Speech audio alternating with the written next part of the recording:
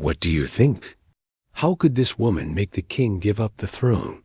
What's the story behind this scandalous romance? Let's find out together. This is the story of King Edward VIII and Wallis Simpson. Part 1. A Royal Romance.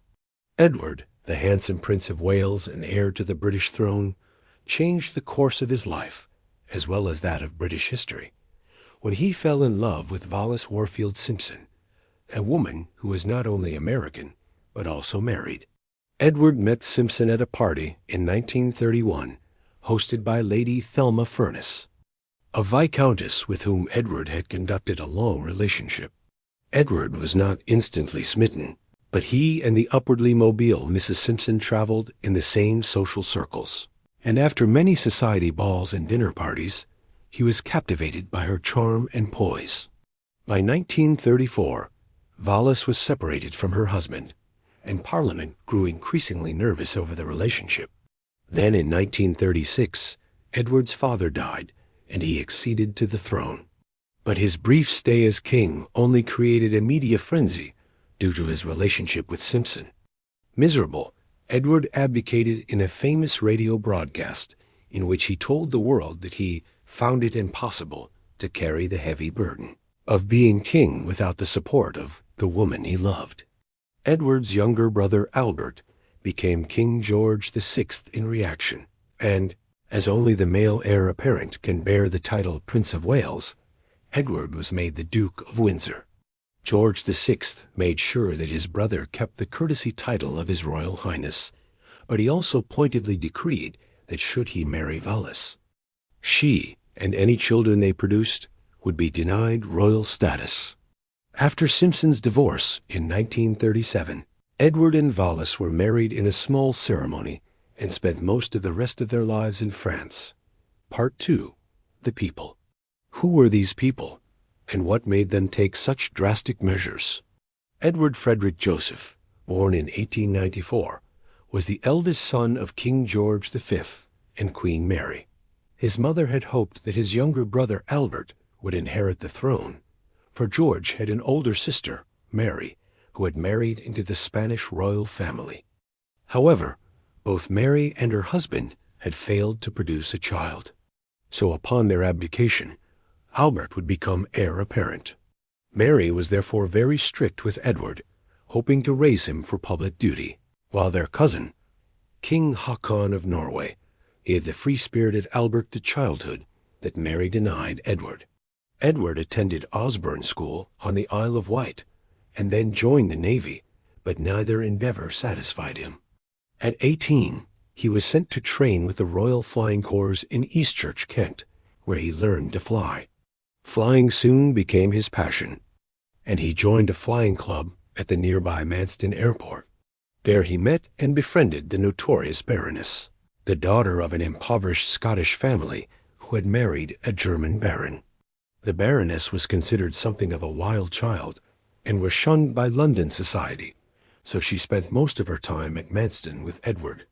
When the First World War broke out in 1914, Edward enlisted in the Royal Naval Air Service and served until the end of the war, rising to the rank of flight commander. It was during the war that he met and began a long affair with the Honorable Frederick Lascelles, who eventually became his private secretary. While Edward continued his affair with Lascelles, he began seeing Furness in 1926, a married woman 12 years his senior, who had been nicknamed the Iceberg because she took a long time to warm up to people. Edward was attracted to her aloofness and cultivated the relationship until it became a prominent feature of London society. Meanwhile, across the Atlantic in the United States, Wallis Nassau Warfield, the daughter of a wealthy dry goods merchant and his wife, who was once a star of the stage. Like Edward, Wallis was considered a handful as a child and was sent away to school, first at Miss Hall Seminary in Boston, and then at the age of 12 to the private Oldfield School in Glencoe, Maryland. Wallis debuted at the Baltone in 1913 and quickly became a fixture on the society pages. In 1916, she married a British aristocrat, the Earl Winfield Spencer, who was known as the Boy. The couple lived in the U.S., but regularly visited London, where they were soon accepted into high society. They had 2 children, but the marriage was unhappy and the couple drifted apart. By 1927, they were living separately, and the following year, the press reported that Mrs. Spencer had taken up with the Prince of Wales. Part 3. Scandal Rocks Britain. Upon the death of his father in January 1936, Edward III succeeded to the throne.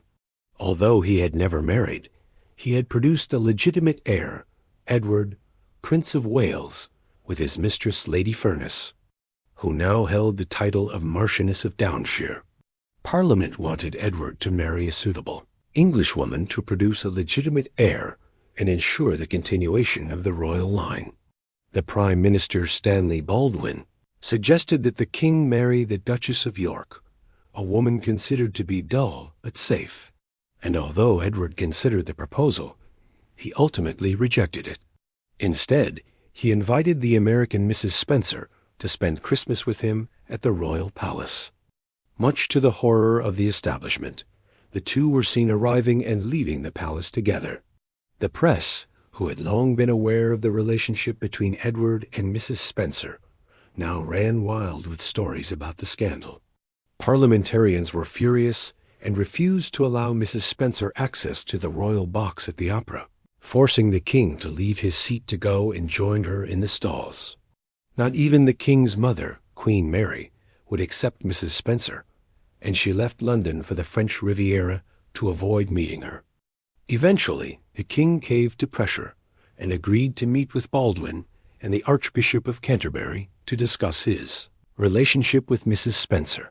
The Archbishop informed the king that it would be impossible for him to marry a divorced woman, especially one who was still married to the king's cousin. Edward replied that he couldn't marry anyone else. The Archbishop then informed the king that he would be cut off from the royal allowance if he married Mrs. Spencer, but Edward replied that if this was the case, he would abdicate. And so it was that the king, having acceded to the throne less than 3 months before, announced to the world that he was giving up his position. Part 4. A Life in Exile. Edward's abdication crisis shocked the nation. The Times newspaper called it a constitutional catastrophe. Overnight, he went from being the second most powerful man in England to being just a commoner. Initially, he was allowed to keep his title of Duke of Windsor, but it was widely believed that his younger brother Albert would reclaim the title upon ascending to the throne. Edward and Wallis did not want to live in England, so they departed for France, where they settled in the town of Nice.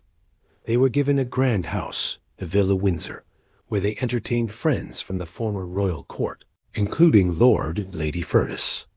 They also enjoyed skiing, walking and swimming in the Mediterranean, but they longed for the recognition that they felt they deserved.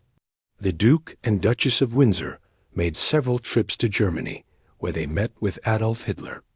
This caused some controversy, as it was alleged that they had warned Hitler about the strength of the British people. Having read a book entitled If Germany Invaded, written by author and member of Parliament Leo Amery, the couple also undertook a tour of South Africa in 1947, which saw massive crowds turn out to support them.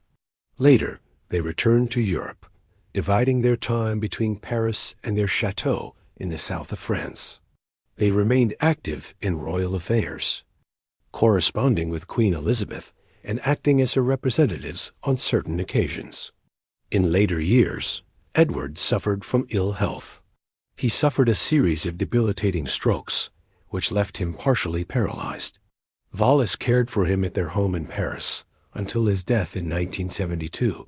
She survived him by 11 years, dying in 1986. Both are buried next to each other at Frogmore House in Windsor, not far from London.